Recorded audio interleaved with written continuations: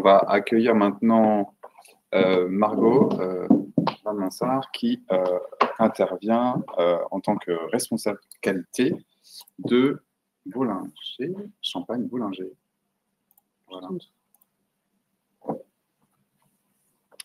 C'est ça. C'est ça. Merci. Merci à toi. Donc déjà, merci Adrien pour cette invitation.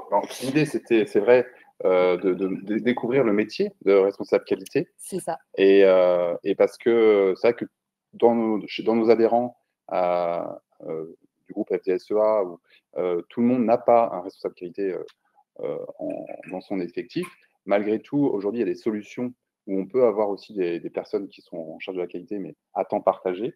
Et donc, voilà, c'était aussi l'occasion de se dire, voilà, qu'est-ce que peut apporter un responsable qualité dans une entreprise et faire découvrir un petit peu plus ce métier, peut-être que tout le monde ne connaissait pas. Voilà, donc merci à toi. Merci beaucoup. Merci. Donc bonsoir à tous. Donc effectivement, je vais développer très rapidement, malheureusement, parce que c'est pareil, sinon on pourrait passer des semaines à en parler. Donc l'émission d'un ou d'une responsable qualité, même si aujourd'hui le domaine est assez féminin. Voilà, on croit à la diversité sur ce poste. Donc déjà, une présentation de notre belle maison, donc la maison Bollinger. C'est une maison qui est fondée en 1829 par Jacques Bollinger. Aujourd'hui, c'est une équipe quand même qui représente 150 personnes et c'est 90% des bouteilles qui sont destinées à l'export et vendues à travers plus de 100 pays. On a un vignoble qui est constitué de 180 hectares présents majoritairement dans les premiers et grands crus. Donc, pour ce qui est des missions d'un ou d'une responsable qualité, donc, on a un axe majeur qui est de garantir la conformité des produits que l'on élabore aujourd'hui. Donc, c'est commercialiser des produits de qualité sains, loyaux et marchands, et bien évidemment d'assurer la satisfaction de nos clients. On a un contexte particulier qui bouge énormément aujourd'hui auprès des consommateurs. On s'aperçoit que le consommateur souhaite de la transparence sur les qualités nutritionnelles, également sur l'impact environnemental, mais aussi sur l'impact social. Pour rappel, donc, je vais développer vraiment les grandes missions. Alors, je ne vais pas non plus rentrer dans le détail, parce que sinon, c'est pareil, ça prendrait beaucoup trop de temps. La base vraiment du métier, c'est d'une part le respect de la réglementation en vigueur. Donc, c'est s'assurer d'avoir, on y reviendra juste après, un HACCP, et également un système de traçabilité. Ensuite, c'est également la mise en place de bonnes pratiques tout au long du process d'élaboration. Et après, le but ultime, la mise en place de certifications, soit volontaires, soit suite à des demandes particulières de clients, ce qui pourrait arriver.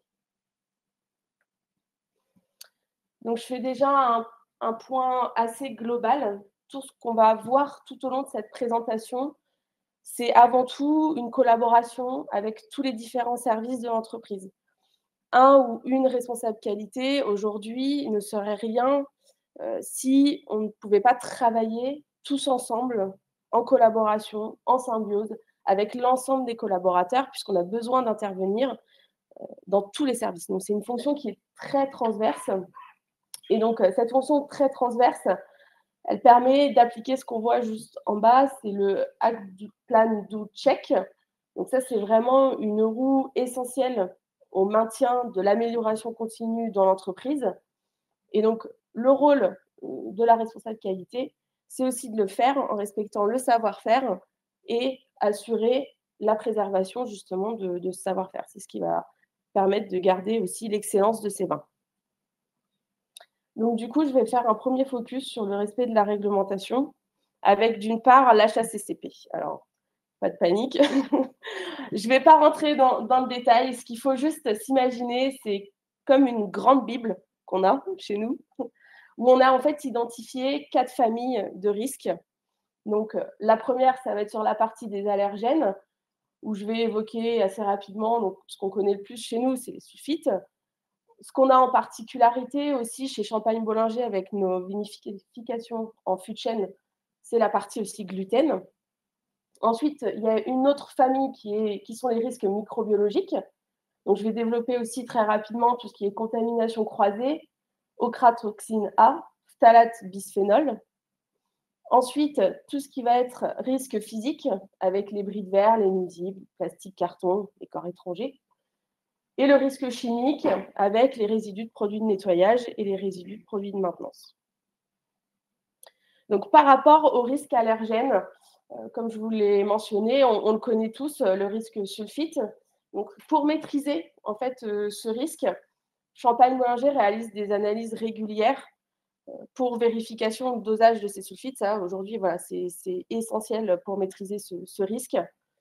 Et c'est également l'analyse des vins pour la vérification sur la partie allergène, dont par exemple le gluten pour les fûts.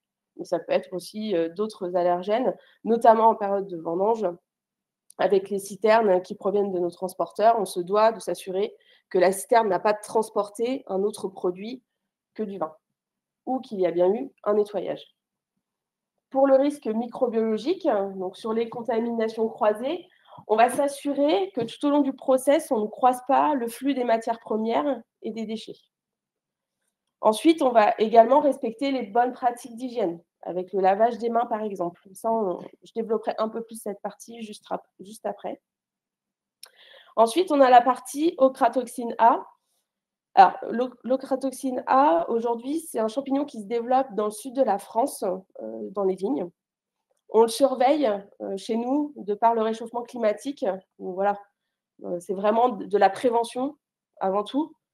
Et ensuite, les phtalates et les bisphénols, ce sont des particules qui sont liées plutôt au plastique qu'on peut retrouver aujourd'hui dans les cuves époxy ou dans nos vieux tuyaux qu'on peut avoir en cuverie. Donc pour ça, pour maîtriser, pareil, on réalise des analyses sur ces molécules.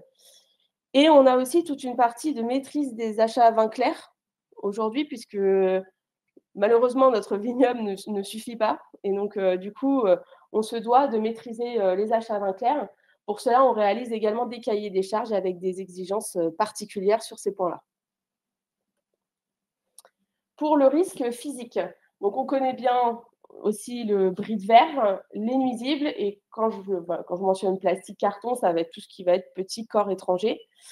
Aujourd'hui, pour la partie bris de verre, le responsable qualité, il va surtout former les opérateurs et développer, faire appliquer des consignes auprès des opérateurs en cas de casse. C'est quel comportement je dois adopter si j'ai une casse sur chaîne demain. Ensuite, c'est une lutte contre les nuisibles. Donc, c'est la gestion d'un contrat avec un prestataire pour lutter contre les différents types de nuisibles.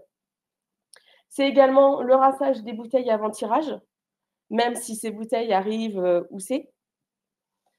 Et c'est également le contrôle de l'intégrité de nos installations via des audits que le responsable qualité va faire régulièrement en production, ou ça peut être aussi des autres services comme le service maintenance qui intervient et qui fait remonter justement à la responsable qualité: attention, j'ai vu à tel endroit, on voit un carter qui commence à se fendre. Et voilà, nous, on s'alerte aussi sur ce contrôle.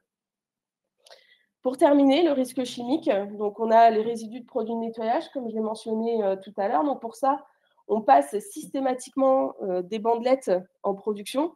Donc bandelettes pH ou selon le type de produit, ça peut être aussi bandelettes peroxyde. Où là, du coup, on vient vérifier qu'il n'y a plus de résidus de produits de nettoyage. Et bien évidemment, comme l'a mentionné Héloïse, il ne faut pas non plus rincer abondamment en se disant c'est bon, je suis sûre, je passe pas de bandelette. C'est aussi pour effectivement maîtriser sa consommation d'eau.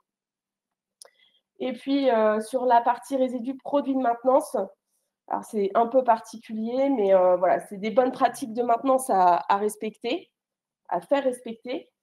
Et donc, c'est aussi la validation des interventions, c'est-à-dire le service maintenance qui va intervenir et qui va nous valider en disant « Ok, c'est bon, moi, mon chantier est terminé, j'ai bien nettoyé, je sais qu'il n'y a pas de risque, vous pouvez relancer la production. » Donc, c'est ça. Et c'est aussi l'utilisation de graisses spécifiques utilisées pour le monde agroalimentaire. Ensuite, comme je l'ai mentionné aussi tout à l'heure, c'est gérer sa traçabilité et la veille réglementaire. Pour vous donner une idée, en 2023, il y a eu en totalité 203 textes réglementaires dans le monde de l'agroalimentaire. Et par exemple, pour Champagne-Bollinger, on a été du coup concerné par 84 textes dans l'intégrité. Donc c'est du temps passé sur l'étude de ces textes. C'est aussi du temps passé sur la mise en conformité si besoin. Il y a aussi toute la partie donc, traçabilité, qui, je le rappelle, donc, est obligatoire pour tout le monde depuis 2002, qui est très important pour nous, puisque ça nous permet, en fait, en cas de retrait-rappel, de pouvoir être efficace d'un point de vue retrait, nombre et coût du coup de ce retrait, mais aussi au niveau du temps. Pour ça, Champagne-Bollinger marque également le lot sur ses bouteilles à chaque étape de production et à l'habillage. Et donc, sur chaque étape associée à ce lot, on arrive à associer tout ce qui va être contrôle de production. Ensuite, je souhaitais également vous parler donc, de la mise en place des bonnes pratiques donc, de la filière vin. Donc, les bonnes pratiques, c'est un guide qui est disponible à tout le monde en ligne, avec donc des lignes directrices et des exemples d'application de bonnes pratiques.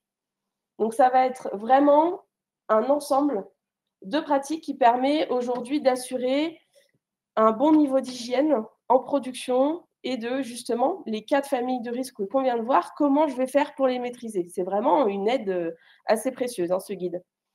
Donc pour ça, voilà, le rôle de la responsable qualité, c'est de mettre en place ces bonnes pratiques, mais c'est également de former en interne l'ensemble des collaborateurs et également le personnel vendange. Donc là, du coup, je donne quelques exemples chez nous. Donc, il faut savoir que ces bonnes pratiques, elles sont mises aussi en place avec les services en question.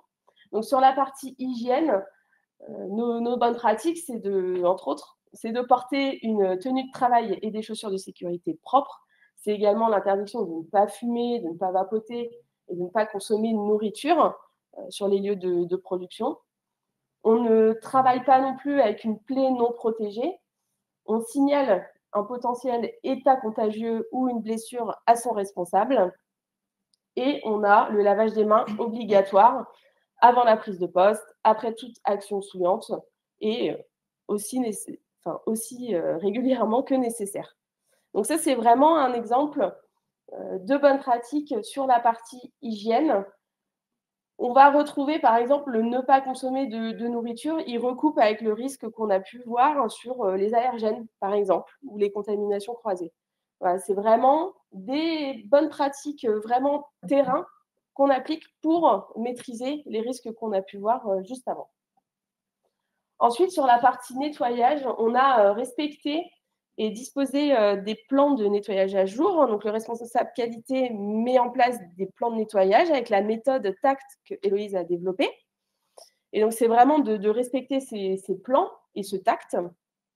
Ensuite, c'est vérifier visuellement la propreté de ligne avant démarrage.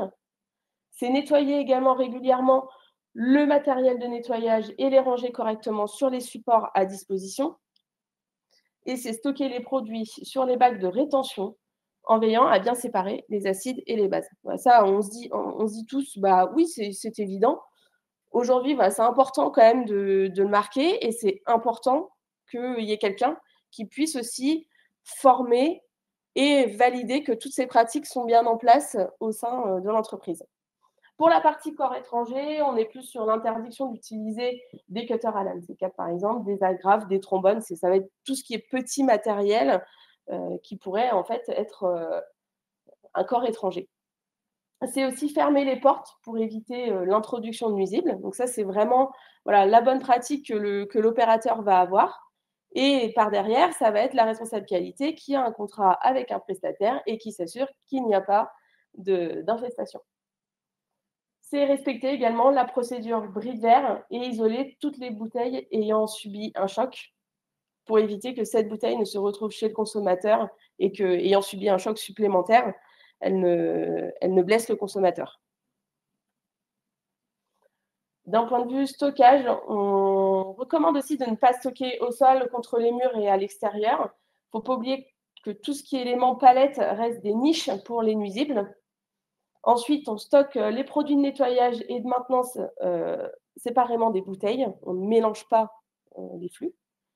Et d'un point de vue maintenance, c'est aussi maintenir les capotages des machines et les portes au maximum fermées. C'est utiliser donc des graisses, des lubrifiants. Donc en fait, comme tout à l'heure, voilà, j'évoquais le côté agroalimentaire, c'était vraiment apte en fait au contact alimentaire sur le matériel. Et c'est aussi signaler toute dégradation du matériel, des carters de protection, comme je l'ai évoqué, pour tout ce qui va être matériel qui se fend au fil de l'an. Pour aller plus loin, donc Héloïse a mieux développé ce point que moi. Évidemment, nous réalisons des contrôles visuels de l'état sanitaire des raisins par nos collaborateurs. C'est même d'ailleurs la photo du test est fait chez nous. Donc voilà, avec évidemment le pilotage du pressurage, notamment pour la maîtrise en apport d'oxygène. Ensuite, on a aussi le suivi organoleptique des lots vinifiés en fût et des cuves par un comité donc, qui est formé chaque année. Donc chaque année, ce comité est formé. Ensuite, on a un suivi du vieillissement des vins en interne. Et en plus, on a un suivi également des goûts de bouchon. Donc ça, c'est pareil, ça nous permet, demain, si on devait avoir une réclamation, voilà, soit on anticipe du coup avec ce comité des réclamations de goût de bouchon, soit effectivement on a des réclamations et ce comité peut ensuite redéguster les vins en question. Et puis pour éviter, ça c'est vraiment de la prévention, c'est l'audit de nos fournisseurs de matières premières, en tout cas au moins au contact du produit. Bien évidemment, on élabore tout au long de l'année un cahier des charges avec nos exigences. Et donc, on audite régulièrement les fournisseurs. Pour ça, Laurence rentrera plus dans le détail.